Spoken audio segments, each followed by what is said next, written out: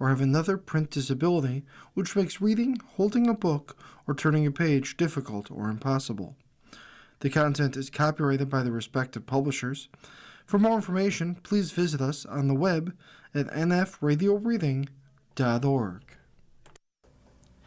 Hello, this is Marge Lauber, and for the next hour, I'll be reading from the current issues of the Niagara Gazette on the Niagara Frontier Radio Reading Service.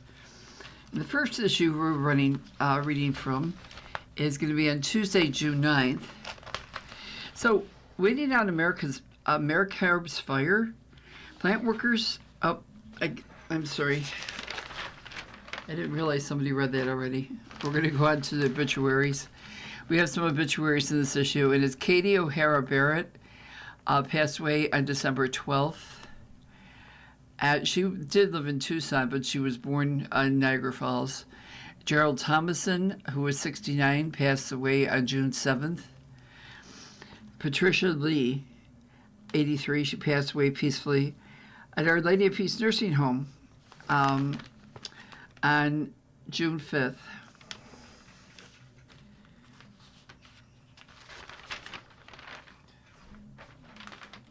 So there's some new requirements, I guess, for food stamp benefits.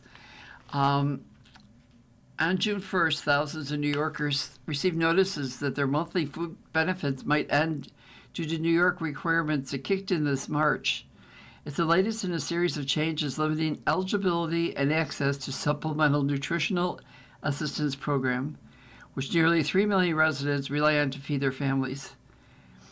So what are the new New York rules for SNAP? Well, you may have heard about New York rules for SNAP recipients called the Able-Bodied Adults Without Dependents Work Requirements. These requirements went into effect in New York on March 1st, 2026, as a result of federal changes to the program. So the new rules require certain SNAP recipients to prove they are working, volunteering, or in school for a specific number of hours each month in order to keep their monthly food benefits.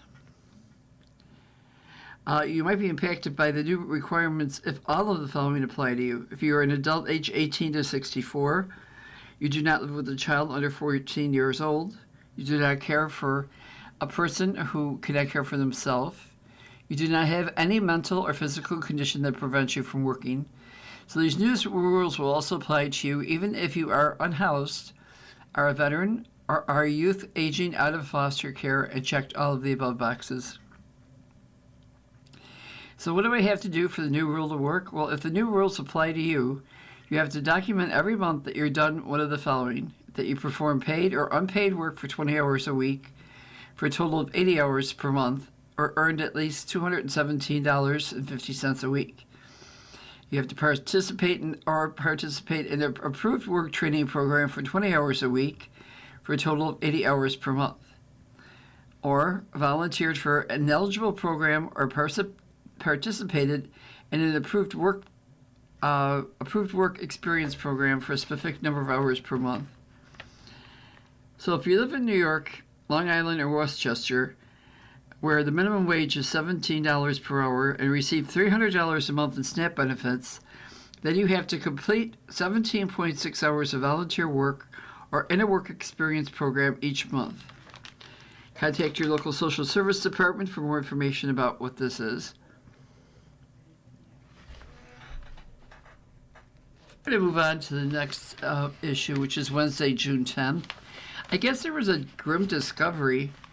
Niagara Falls police are investigating the discovery of a body in a shallow grave behind a house in the 400 block of 22nd Street on Tuesday. Criminal Investigator Division and Crime Scene Unit detectives made the grisly discovery of human remains in a small plot of land, roughly 2 feet wide, 3 feet long, and about 18 inches deep, in the backyard of a vacant house at 417 22nd Street. The remains were found wrapped in blankets, and investigators said they could not immediately determine how long they'd been buried.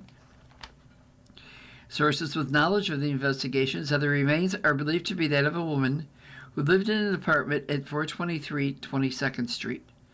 An autopsy by the Erie County Medical Examiner is scheduled for Wednesday morning, with investigators saying they expect the death to be ruled a homicide. Police said they were led to the discovery of the body As part of a missing person investigation that began on Monday, a detectives arrived in the 400 block of 22nd Street about 8:30 a.m. Tuesday and initially searched the backyard at 423 22nd Street. Wow. So, next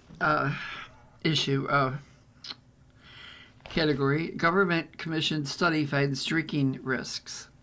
So, a study commissioned by President Joe Biden's administration to investigate alcohol-related health harms was released independently on Tuesday after President Donald Trump's administration decided not to feature the researchers' findings in new dietary guidelines as it faced pushback from the alcohol industry and a congressional committee. The findings of this study in the Journal of Studies on Alcohol and Drugs were in line with years of research saying that health risks go up with just one drink a day and no level of alcohol has a protective effect on morality. Even levels considered moderate raise the risk of premature death and more than 200 diseases, including heart disease and cancer, researchers found. The new study was one of 2 government reviews meant to help inform the new dietary guidelines. Released earlier this year, the guidelines advise consuming less alcohol for better overall health. The authors of the independently released study say they didn't provide detailed practical advice about the risks of drinking.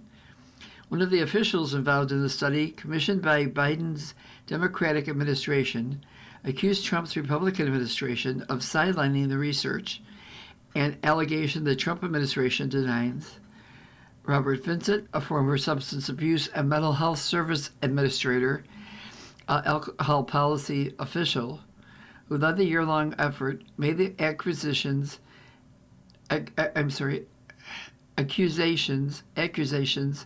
in an editorial published alongside the study. Vincent was laid off last year as part of a government reduction in force. The challenges confronting alcohol policy today are not rooted in scientific uncertainty, Vincent wrote. What remains contested is whether evidence will meaningfully inform policy when it conflicts with commercial interests. So the Circa Cafe, I guess it's new, is bringing healthy food options to Niagara. A military road business is now open 7 days a week. So Bob Wilson grew up in a family that managed 2 different Niagara Falls pizzerias, getting his start folding pizza boxes and making calzones. His newest Falls food adventure is a far cry from the pizza served there. Circa Cafe at 2101 Military Road instead offers smoothies, bowls, salads, and other healthy food options as an alternative to other fast food establishments on the thoroughfare. As I've gotten older, I've been mindful of what I put into my body, said Bison, who is also the CEO and managing partner of Credit Vision and vice president of the Niagara Falls School Board. Back in the 1990s, Bilson was a singer and guitarist for the band 7 Day Faith, a pop rock band that was inducted into the Niagara Falls Music Hall of Fame in 2020. While touring the country opening for larger acts, his father was suffering from terminal cancer and wanted him to take over the bakery. So in other news, a Tonawanda vet must apologize and pay restitution in a dog theft case. A local veterinarian was ordered to write a letter of apology and pay $1,000 to the Niagara County owner of a Yorkshire Terrier she refused to return and tried to conceal its identity. Kimberly A. Parkhill Brown, 47, of the city of Tonawanda, was sentenced Monday morning before Judge Sean Nickerson, acting as a Tonawanda City Court judge, to a 1-year conditional discharge with several orders. She needs to write a letter of apology to the owner of the dog, pay $1,000 in restitution to cover any auxiliary medical bills for the dog, and perform 100 hours of community service in the Native American community. So Erie County District Attorney Michael Kane said on July 17, 24, the victim's Yorkshire Terrier, Benji, went missing from her residence in Niagara County. Later the same day, the victim received a phone call from a veterinarian's office in the city of Tonawanda notifying her that Benji had been found by another individual who brought the dog into the office to be scanned for a microchip.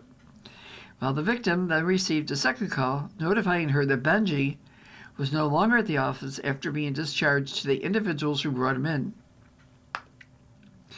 So Park Hill Brown, while working as a veterinarian, is accused of knowingly making false entries into the office's business records on July 17, 24, changing a patient log with the intent to defraud by intentionally changing the reason for the visit from dog found in the woods to itchy skin. She also altered the sex of the dog and the patient log from male to female spayed. Additionally, on August 8, 24, Park Hill Brown, while working as a veterinarian, falsified business records with the intent to defraud or aid in the concealment of a crime by changing the patient log entry by altering the name of the dog. She also unlawfully removed the dog's microchip, registered to the dog's lawful owner, and replaced it with another microchip. She later changed the name of the dog again and the patient log on August 12, 24, according to Erie County District Attorney's Office. So the dog was eventually returned to the victim.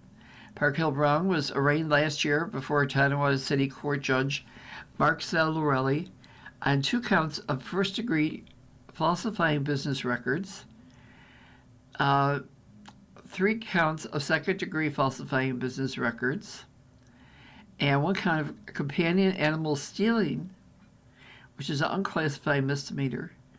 So in January, she pleaded guilty to 1 count of second-degree falsifying business records and 1 count of companion animal stealing. As part of the sentencing proceedings, a final no contest order of protection was issued on behalf of the victim, which remains in effect for the next 3 years. This was truly a bizarre case involving a veterinarian who intentionally attempted to prevent a dog from being returned to its rightful owner and attempted to conceal her wrongdoing by falsifying records. I am glad that Benji was ultimately returned home, said Erie County DA Mike Keene. Keene commended Detective Brett Rogers of the City of Tonawanda Police Department for his work in this investigation, as well as Chief Investigator Lindsay Wood of the SPCA serving Erie County. The case was prosecuted by Chief Gary M. Ettrill of the Special Investigations and Prosecution Bureau. We also have some time to remember here some obituaries. Jacqueline Wagner, who passed away on May 5th. She was from Niagara Falls. Patricia Lee passed away on June 5th. Gordon Warme, W-A-R-M-E, Warme, passed away peacefully on April 22nd. Mark Rickey of Lancaster passed away June 5th. June 6th, I'm sorry. Brian Douglas White of Buffalo passed away on June 6th. Okay, here's another article, and it says, join the beaver hunt. Toronto neighbors offer unique World Cup themed scavenger hunt. So in Toronto, Bursky Park is home to a much-loved fountain featuring canine sculptures and shoot water out of their mouth. But now there's a new dog in town, or rather, a new dog in town. Thousands already have flocked to the Toronto park to catch a glimpse of a beaver sculpture, nicknamed Doug, that is part of a World Cup-themed contest. The Great Beaver Quest challenges participants to find 51 beaver statues on display in the city's Old Town Toronto neighborhood. We expect that it's going to be something that people who are coming in from out of town and looking for something to do and keep their kids busy will love to do. It's easy to participate, said Robin Posner with the Neighbors Business Improvement Area.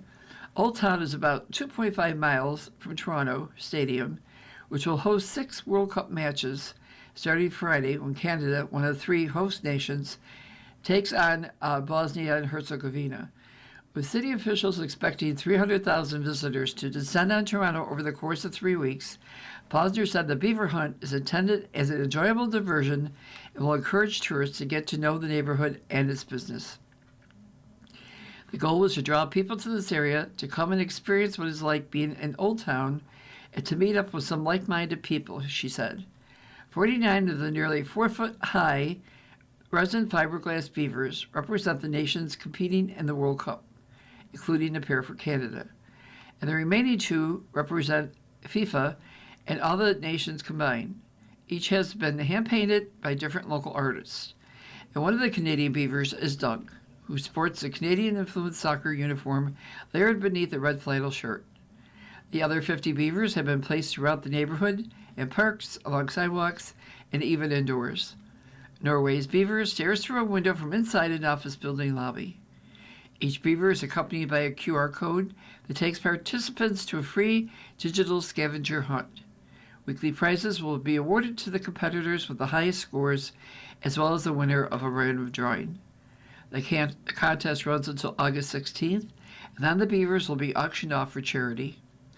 It officially went live June 1st, and as of Tuesday, 4,500 people have participated.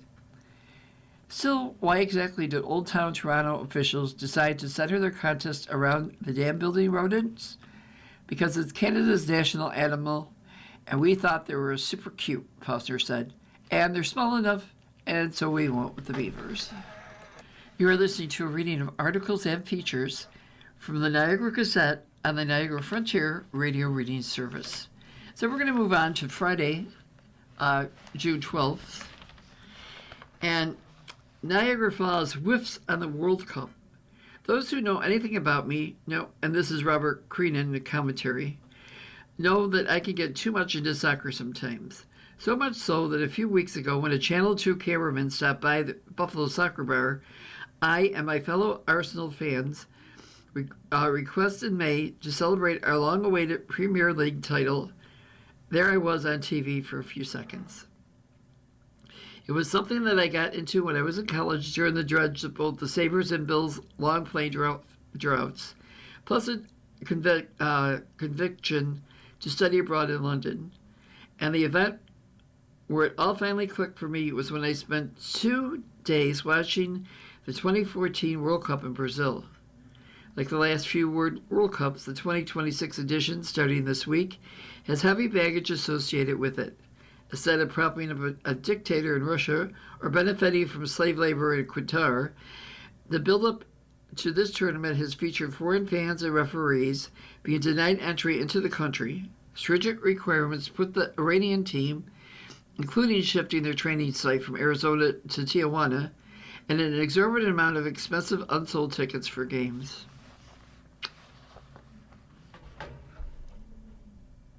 Okay, another news.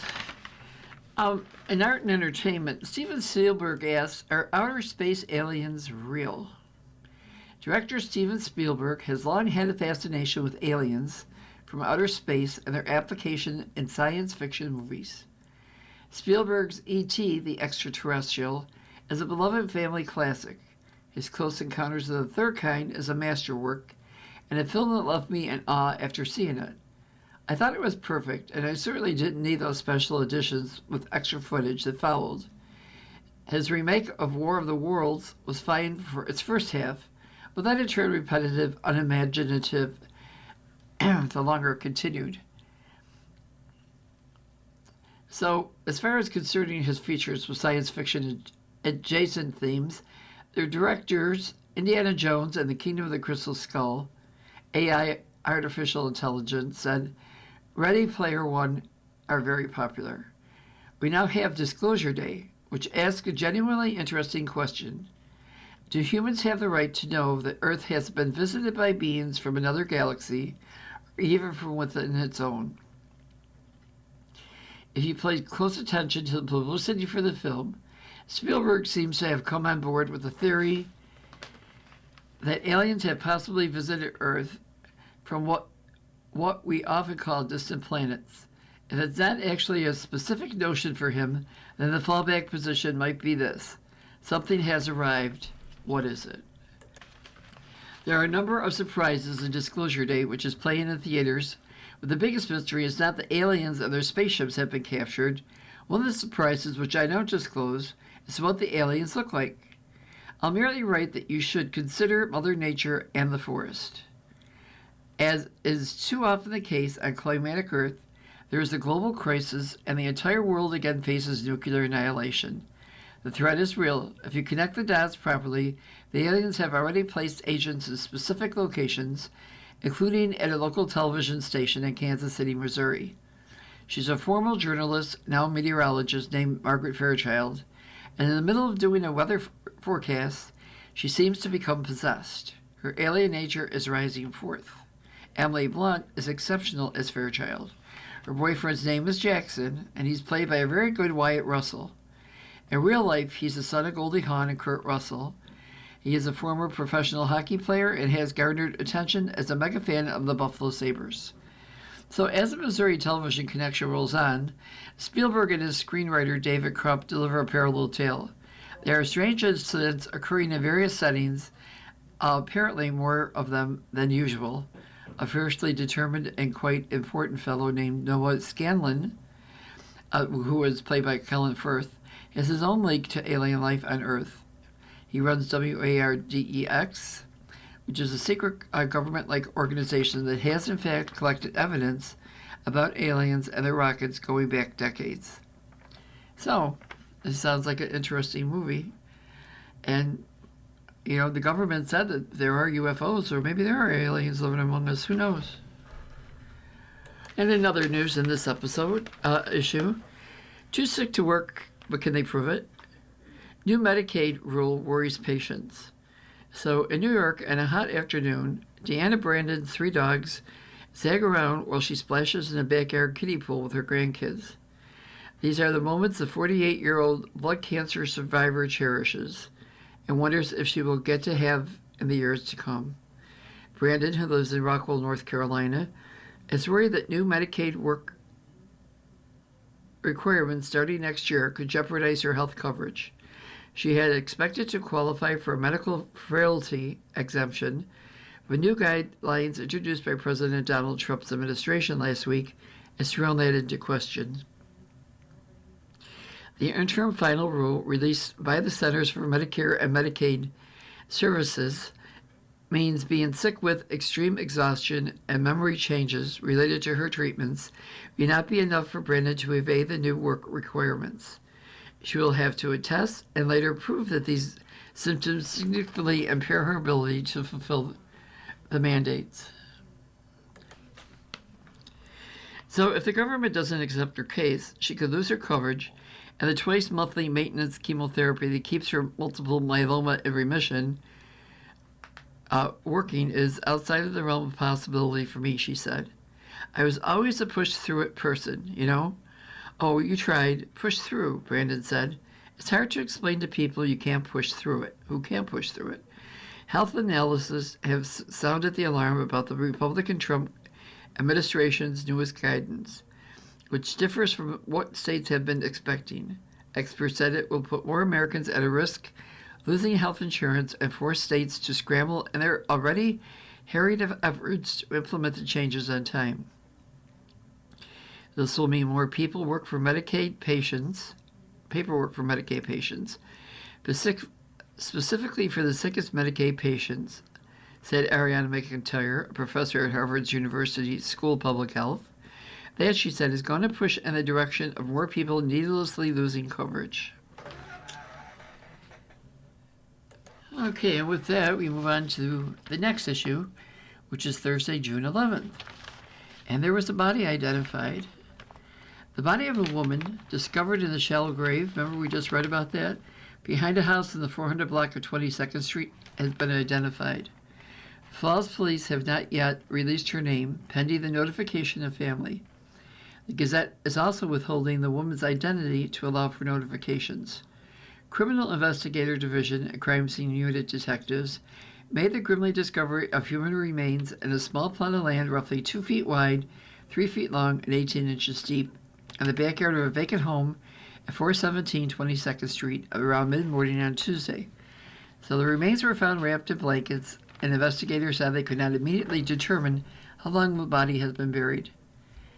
An autopsy by the Erie County Medical Examiner on Wednesday morning reportedly remains incomplete pending toxicology tests. Neighbors said the woman lived with her boyfriend in an upper apartment at 423 22nd Street. Those same neighbors said they sometimes heard and observed the couple fighting. Oh, you could hear them yelling when neighbors said, not that it is unusual in this neighborhood. So the male half of the couple was reportedly hospitalized with a broken leg on Sunday after incident involving false police. The police also reported they received a check of welfare call for the female half of the couple that same day. So friends of the woman and neighbors said they had not seen her in the past few months. Police said they were led to the discovery of the body as part of a missing person investigation. They began on Monday. Detectives arrived in the 400 block of 22nd Street about 8:30 a.m. Tuesday and initially searched the backyard at 423 22nd Street. Investigators bought a canine specially trained to locate missing persons and discovered the makeshift grave. Detectives spent about 4 hours digging and sifting through the area around the grave and recovered evidence from inside. The CID and CSU detectives returned at mid-afternoon to execute a search warrant on the upper apartment at 423 22nd Street. They removed a husky dog from the apartment before concluding their search. So, in other news, we have local issues in focus. Lily McMurray talked from opposite sides of the political aisle in Forum. Town of Lewiston, Ed Lilly and Nate McMurray represent opposite sides of the aisle in terms of the political affiliations. During a public forum on Tuesday, where they were invited to discuss issues in their respective election races, Lilly, a conservative Republican, and McMurray, an endorsed Democrat, found common ground on several areas, including what they view as the need to shake up the local political scene and improve the quality of leadership at the local and state level. So in other news, the Aquarium of Niagara announces the death of sea lion Arie. Aww. The Aquarium of Niagara is mourning the loss of its California sea lion Arie. The aquarium's veterinarians, in cooperation with the animal care staff, made the difficult decision to humanly euthanize the 18-year-old sea lion earlier this week after a short period of declining health. Diagnostic testing revealed a large mass in her abdomen, which a post-mortem necropsy confirmed to be metastatic cancer. The median life expectancy for a female California sea lion is between 19 and 22 years. Rescued not once but 3 times off the coast of California as a young pup, Arie came to the Aquarium of Niagara in 2009 after authorities deemed that she would be unable to survive if returned to the wild. So from 2016 to 2019, she lived at Brookfield Zoo, Chicago, as part of a collective breeding effort orchestrated through the Association of Zoos and Aquariums. There she gave birth to a male pup, Taylor. Upon returning to the aquarium, Arie became an instant favorite among staff and guests alike. Known for her easygoing and goofy personality, Arie charmed the masses both online and in person. In 2024, an Aquarium of Niagara produced TikTok video featuring Arie in one file, and she became an instant social media star, amassing more than 200 million viewers within days. Arie's name became a cytocurrency, and her likeliness was immortalized by British artist and content creator Indy Pine as a Knight of the Rotund Table. At the time of her passing, Arie's specific videos had nearly 300 million views across TikTok and Instagram, through which this charismatic animal ambassador shared the stories of rescued and rehabilitation marine mammals to countless people around the world. Oh, bye, Arie. And in other news, the U.S. households are stung by inflation. I think we all know that. You can feel that one. In Washington, rising gas prices pushed inflation to its highest level in 3 years last month, a headache for the Federal Reserve and a potential political challenge for the Trump administration as midterm elections near. I just went by a gas station today on my way here, and gas was $4.23 a gallon, which is cheaper than it has been in a long time. So anyway, back to our statement here.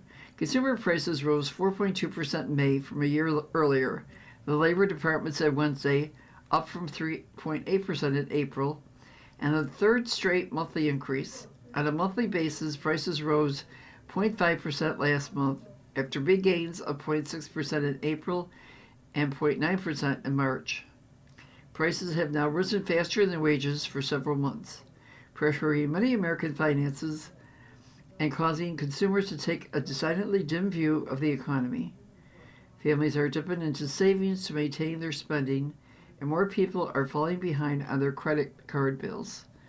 Large retailers say they have also noticed changes in customer behavior, like buying smaller amounts of gas during visits to the pump. Inflation is now well above the Federal Reserve's 2% target, which it has surpassed for more than 5 years.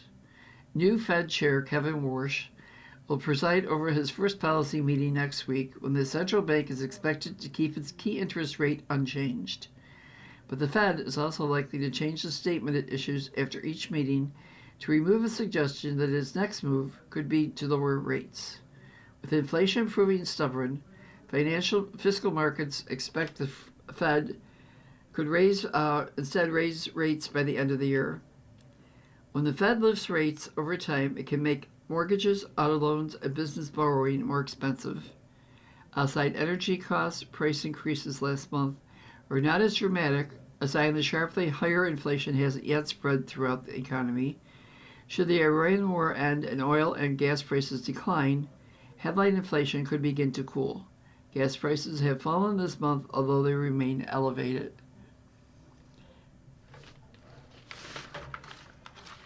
You are listening to a reading of articles and features for the Niagara Gazette on the Niagara Frontier Reading Service. And we have some in brief things here. A Tonawanda man was sentenced in a slaying. So a Tonawanda man was sentenced to 22 years in prison on Monday after pleading guilty to a 2024 fatal attack in Cheektowaga. So Joseph Scarancino Jr., 29, of the city of Tonawanda, was sentenced before State Supreme Court Justice Deborah Givens to a determinate sentence of 22 years in prison, followed by 5 years of post-release supervision. On September 30th, 2024, Cheektowaga police officers responded to a residence on the 400 block of Cayuga Avenue for a possible homicide. The victim, 59-year-old Scott Belanca, was found deceased near the front entrance of his home. The investigation determined that the defendant used a knife to stab the victim and shot him with a shotgun, which resulted in his death. So in April, Sorrentino pleaded guilty to one count of first-degree manslaughter. He entered a guilty plea to the charge in full satisfaction of the indictment. And then there was a stolen Ford Bronco was recovered at the Peace Bridge. So U.S. Customs and Border Protection officers at the Peace Bridge recently recovered a Ford Bronco stolen from Jamestown. A customs officer investigated a U.S. citizen on May 29th after he was denied entry into Canada because he could not provide approved travel documents nor the registration for the 2026 Bronco he was driving. So during secondary inspection, customs officers verified the man's identity and determined through a National Crime Information Center report that the Ford Bronco had been reported stolen from a dealership in Jamestown. So in other news, Trump has a new surprising take. I love the inflation. Did you hear him say this? Isn't that crazy? So in Washington, President Donald Trump on Wednesday showed how he had learned to stop worrying about inflation and simply, in his own words, love it. Asked about the new report that the Consumer Price Index in May has jumped 4.2% over the last year, the president took a surprising optimistic tack with the challenging news. Trump didn't dismiss the affordability issue as a hoax that was started by Democrats, as he has done previously, nor did he claim that he was bringing down the cost of living. Instead, after the government said that the inflation spiked to the highest level since April 2023, Trump praised the numbers. You know what I really love, Trump said? I love the inflation. It was an unexpected take given that the voters ahead of the November midterm elections had ranked the economy as a top concern and have given Trump low marks on that issue. Within minutes of his on-camera comment, Democrats quickly rushed to promote it on social media. Trump has pledged in his 2024 campaign to quickly vanquish inflation. But his argument now is that higher prices are solely a function of the Iran war raising energy costs. On Wednesday, he claimed that relief is already on its way because of a secret military operation that had ferried what he had said was 100 million barrels of oil through the Strait of Hormuz, the primary shipping channel for 20% of the world's global oil supply that has been effectively closed by the war since late February. Trump said, "I love the inflation," on camera, for all of America to hear, and Senator Democrat leader Chuck Schumer quickly posted on X. His comment for you knows no bounds. House Democrat leader Hakeem Jeffries said on X that with Trump's stated love of inflation, we finally found something that Donald Trump loves as much as he loves himself. Republican Emily Skies, a Democrat from Ohio, quickly pressed Energy Services Chris Wright at a hearing about whether he too loved inflation. Do you love inflation? Skies asks. I love ending Iran's ability to have nuclear weapons, Wright answered. He only conceded after being pressed. No, I would prefer lower inflation. When asked about Trump's specific comments, Wright said, he's an entertaining, hyperbolic guy who's done tremendous leadership. Trump claimed the secretive shipments were why oil prices have fallen below $90 a barrel after surpassing $110 at the start of April. I'm just announcing today for the first time we've been taking out millions of barrels of oil, millions of barrels every night, Trump said. On social media, the president said the mission began last month and had resulted in more than 100 million barrels of oil making its way through the strait and into the open market. More than 200 commercial ships have safely traveled through the strait. There is no immediate data available to back up that total, and it was not immediately clear what role the U.S. military had played in it. Wow. So, in the news yesterday, they said they reached a deal with Iran, but a lot of people think that the deal isn't too swift. So I guess we're going to have to be watching the news from day to day to see what's going on there. So, we have some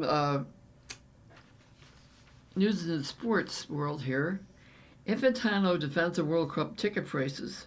So in Mexican City, FIFA president Gianni Infantino defended World Cup ticket prices on Wednesday, saying if we do something wrong, then probably everyone selling tickets in North America is doing something wrong.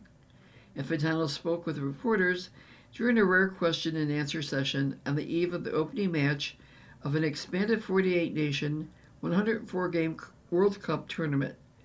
He defended record ticket prices, said FIFA was powerless to get the U.S. government to admit a Somali referee, and praised his ability to get Iran's national soccer team into the United States. FIFA ticket prices start at $140 for group stage games, but regular seats for the July 19th final outside New York were listed at up to $8,680, and hospitality seats at up to $73,200. It raised prices for the final to $10,990 and then $32,970. So after much criticism, FIFA ordered $60 tickets to national federations for their regular supporters. Wow. You're going to go see the FIFA Cup, I guess you're going to be paying a lot of money. Okay, now let's go to our last episode issue here, which was Saturday and Sunday, July 13th and 14th. So, in Griffin Park, the boat dock test results are sought from the DEC. The Niagara Gazette has asked New York's lead environmental regulatory agency for copies of the results of tests performed at the Griffin Park boat launch in the city of Niagara Falls over the past 5.5 years.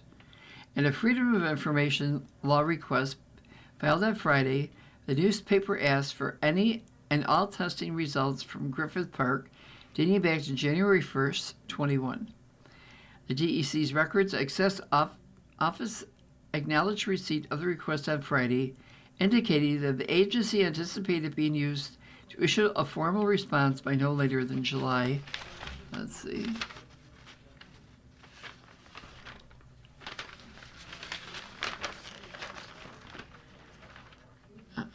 July 13th. Under the law, the DEC has 5 business days to send an initial response to the request.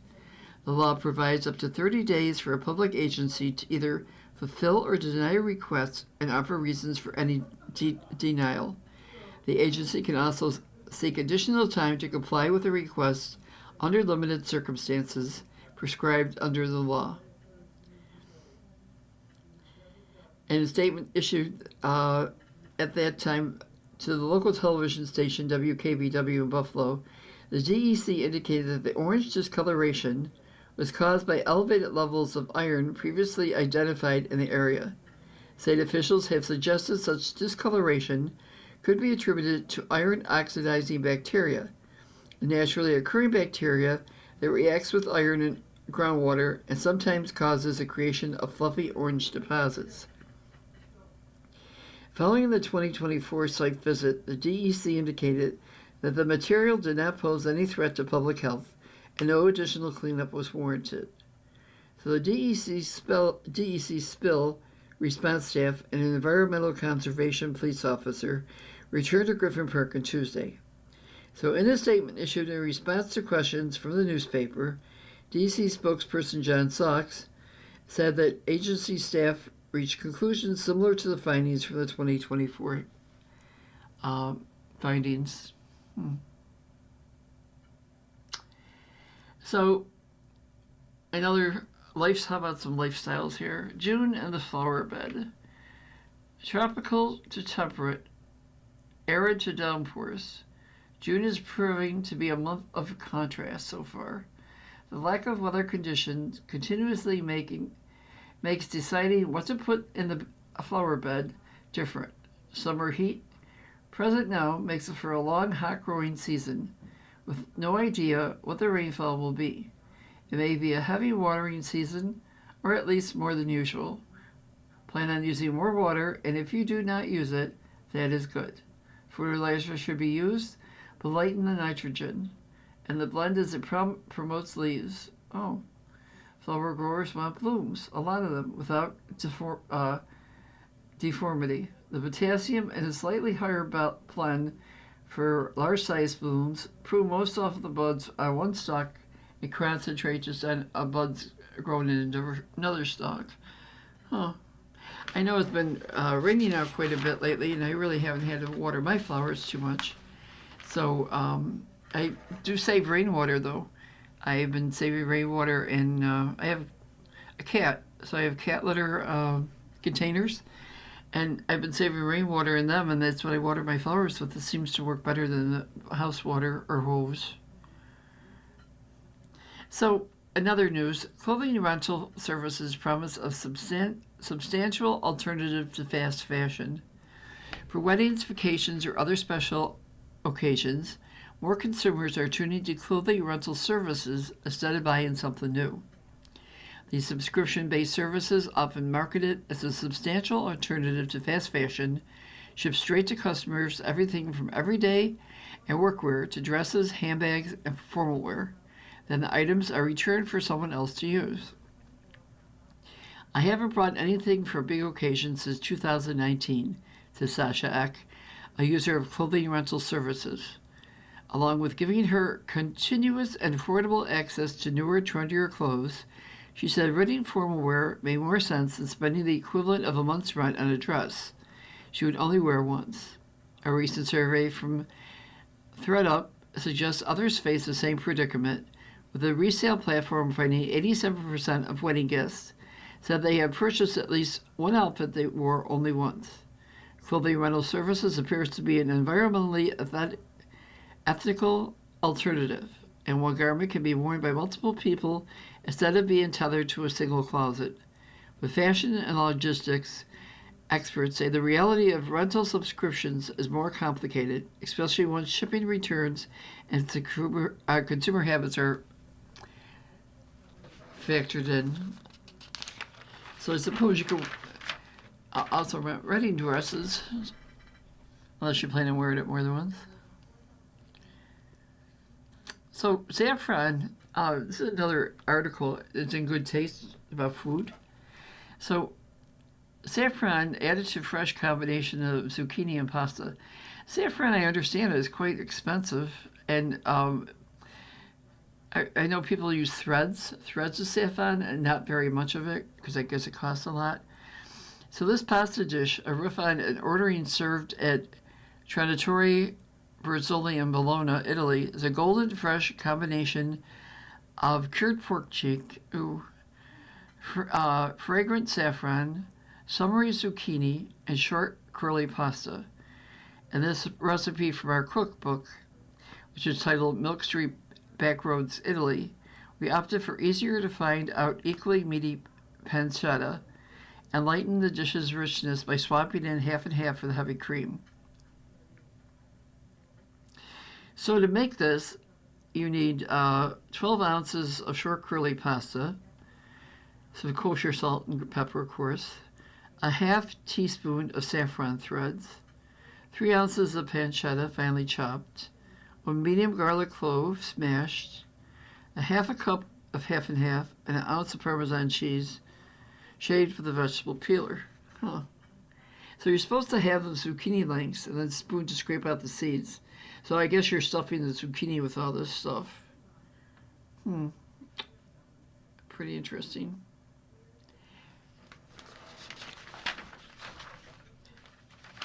So, another news. Can the man behind a giant pro-Trump sign raise his praise to Congress? In Gloversville, Republican political candidates routinely highlight their devotion to President Donald Trump. But in upstate New York, Anthony Constantino is taking it to another level. Constantino, a political newcomer and candidate in the June 23rd Republican primary, to succeed Republican Elsie Stefanik, posted a giant Vote for Trump sign atop the successful sticker business in the city of Amsterdam. He recorded a hip-hop album titled Thank You, President Trump. He even gifted Trump a big bronze statue of Trump himself last year at his West Palm Beach golf course. Constantino's antics have not earned him fans among local party officials, who overwhelmingly support his opponent, State Assembly member Robert Smullen, in the 21st congressional district race. But Constantino has won over one powerful Republican who still has the power to sway primaries, and that is Trump. Anthony is strongly supported by many of the most highly respected magnet warriors in our movement, including Mayor Rudy Giuliani and Roger Stone. Trump wrote in an endorsement of Constantino. The president added, the sign is still there. Constantino's battle against Mullen, a former U.S. Marine colonel, is shaping up to be another test of Trump's pull at the ballot box, pitting the brash magnet discipline against a more traditional conservative and the solid red district. Constantino has relentlessly attacked Mullen, calling him a Trump hater, and giving him a diversive nickname out of the Trump playbook, Slime Bob. He also doesn't miss a chance to feud with the state's Republican leadership.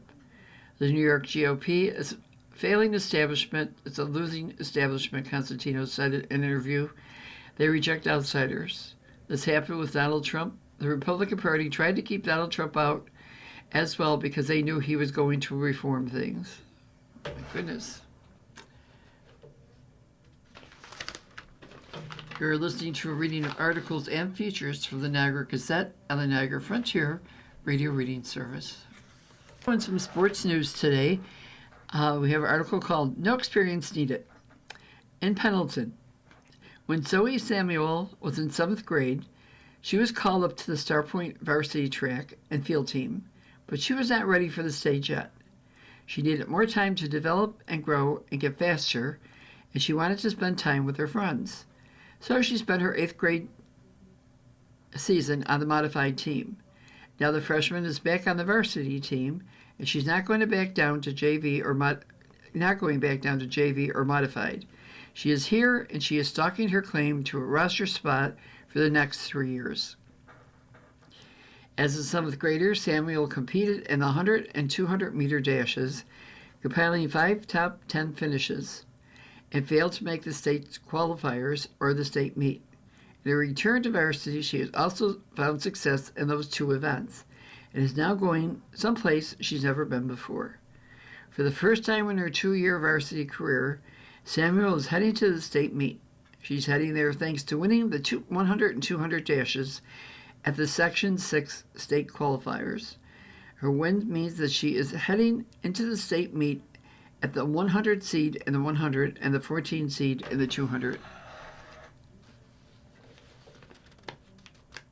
And there's a big thing about McDonald's Happy Meals, I guess. It says, come on, get happy. The McDonald's Happy Meals introduced in restaurants across the country on June 15th, 1979. That's 45 years ago. Wow. So the origin of the Happy Meal in 1970, Yolanda Fernandez de Confino, the wife of the man who owned the first McDonald's restaurant in Guatemala, noticed that kids struggled with the menu at her husband's restaurant. They might order a Big Mac, not realizing how massive the sandwich really was. So in 1977, she came up with what she called Ronald's Menu. It was basically a kid's menu, meals which included a small toy. So meanwhile, Bob Bernstein, a St. Louis-based advertising man, had noticed the way his son behaved every morning at breakfast. He was eager to open a new box of cereal to get the small toy inside, and would then spend his meal reading the back of the box, even though he had read it the day before. So Yolanda pitched her idea for a kids' menu at McDonald's marketing conference in Chicago, and Bernstein was brought in to find a way to sell the menu. He suggested a meal box that would include cartoons, puzzles, and riddles, and of course, a small toy. So Bernstein trademarked the Happy Meal, name for later transferred to McDonald's for $1. McDonald's test marketed the Happy Meal in Kansas City, Phoenix, and Denver, and they rolled out the Happy Meal nationwide on June 15, 1979. Each box had a circus wagon theme and came with a hamburger or cheeseburger, fries, cookies, a soft drink, and a special prize, all for $1.15. McDonald's has continued to experiment with its Happy Meal offerings, and in 2001 it launched the Mighty Kids Meal, a larger portion, sizes geared towards tweens. In 2004, McDonald's offered ActiFit Happy Meals for adults. They include a bottle of water, a salad, and a step-o-meter. Since then, it's tried other adult-themed ideas. So the first promotional tie-in for the Happy Meals. One of the ideas that had helped Happy Meals remain popular over the years are the numerous promotional themes tied to the various movies and TV shows. For example, the small Beanie Baby stuffed animals, McDonald's called them Teeny Beanies, offered between 1997 and 2000, were enormously popular and resulted in long lines and even fights between angry parents and restaurants. So Teeny Babies sold for huge amounts on online auction sites like eBay. The very first Happy Meal tie-in, however, took place in December of '79, when McDonald's teamed up with Paramount Pictures for a set of Happy Meals themed around Star Trek, the motion picture. The 5 Star Trek meal boxes were illustrated with artwork from the film and Star Trek-themed jokes, and included iron Star Trek decals, and a themed toy, Star Trek ships, a commuter, and so on. To promote Trek-themed Happy Meals, McDonald's spent $20 million on a TV ad featuring a Klingon urging parents to bring their kids to McDonald's. Then there were some other McDonald firsts. So Ronald McDonald was a creation of Willard Scott, who had played Bozo the Clown in Washington, D.C. TV station WRC in the late 50s and 60s. Since Scott had experience as a clown, a D.C. area advertising agency hired him in 1963 to help create and play Ronald in 3 TV commercials. That's him. At right, there's a picture of him at McDonald's with a cup on his nose. So he looked like Ronald McDonald, but he's got a cup on his nose. I don't know why, but he does. So, and then the Play Place debuted in 1971 as McDonald's restaurant in Chula Vista, California, between San Diego and the Mexican border. So the outdoor playground proved to be very popular with children. So McDonald's sets up a Play Place at the Illinois State Fair to test the durability of its playground equipment. And the equipment held up, so the idea was rolled out to other franchises in '72. And in 1991, McDonald's created a chain of entertainment centers based on the Play Place concept. It called the centers leaps and bounds. The idea was successful, so McDonald's merged them into Discovery Zone and Chuck E. Cheese franchises. Most play places were shut down during the pandemic. Many McDonald's restaurants have removed them. And I've been into quite a few McDonald's restaurants, and I have not seen any play places anymore. So, in other news, I was there to explore the human side of the Vietnam War. There's an exhibit opening in the Keenan Gallery in Lockport on July 5th. It runs till September 16th. Welcome home. For many Vietnam veterans, those two words were never spoken when they returned from war. A new exhibit opening July 5th at the Keenan Center Gallery aims to change that. I Was There, Unknown Stories of the Vietnam War, co-curated by Lockport resident Ellen Martin and Mary Brennan Taylor, will explore the Vietnam War through a series of 9 themed rooms focused on the experiences of those who served, the role of women in the war effort, the return of American prisoners of war, the impact of television coverage, and the war's lasting effect on American society.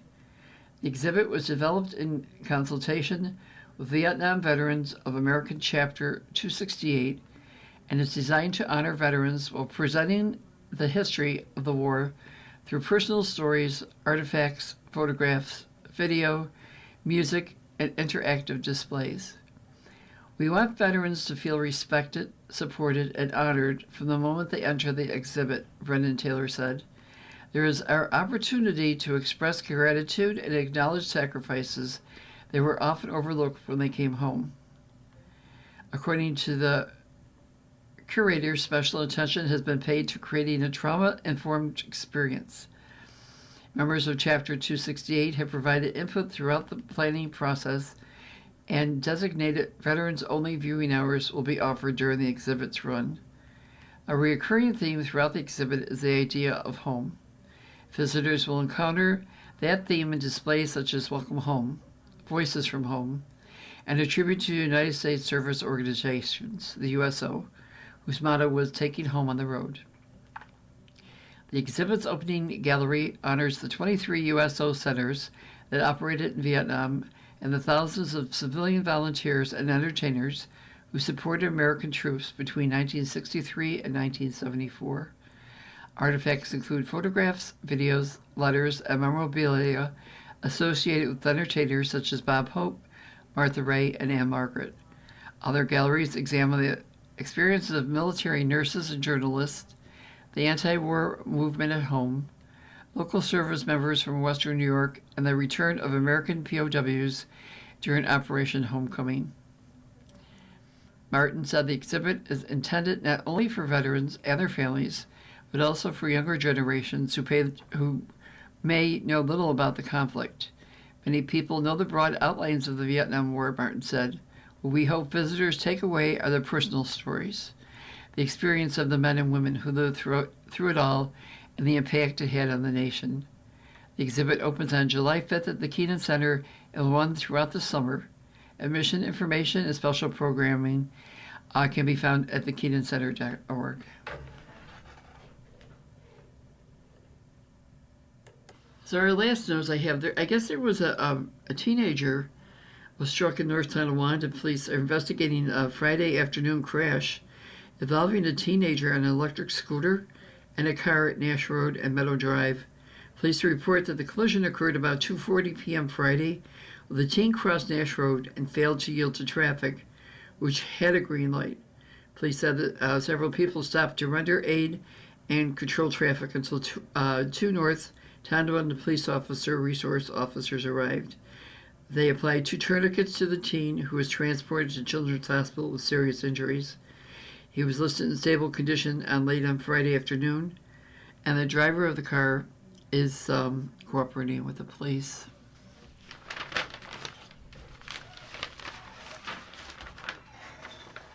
You've been listening to reading articles and features from the current issues of the Niagara Gazette.